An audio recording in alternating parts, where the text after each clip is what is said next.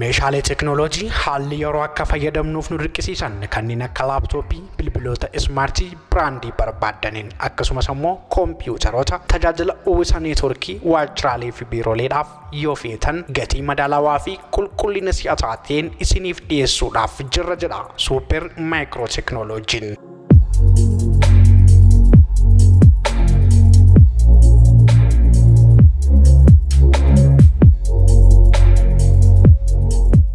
meeshaalee barreeffamaa fi bittaa koompiyuuteraaf haalonni isiniif mijaa'uu didanii isin rakkisaniiru marree jiituun falaa haarawaa isiniif qabatee dhufee jira. meeshaalee barreeffamaa haala miidhagaa fi filannoo keessaniif illee mijataa ta'een akkasumas immoo bittaa koompiyuuteraa waajjiraaleef yookiin immoo qeenxeef bitachuu yoo barbaaddan jiituu quunnamaa isiniin jedha.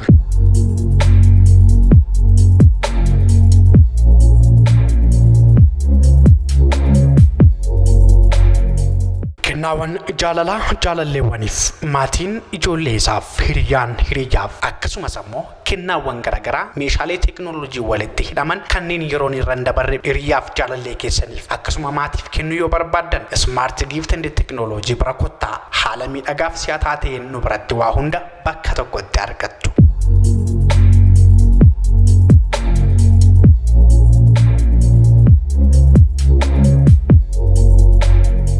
dhaabbilee obbolaawwan sadii ta'an gamoo tokko irratti tajaajila garaagaraa kan isiniif kennan bakki argama keenyaa Boolee gamoo giddugala daldalaa Friendship jedhamu darbii tokkoffaatti osoo ol hin bahin jalqaba irratti argamna. lakkoofsi bilbilaa 917 4 69 9 930 968 4 nuqunnamuu dandeessu.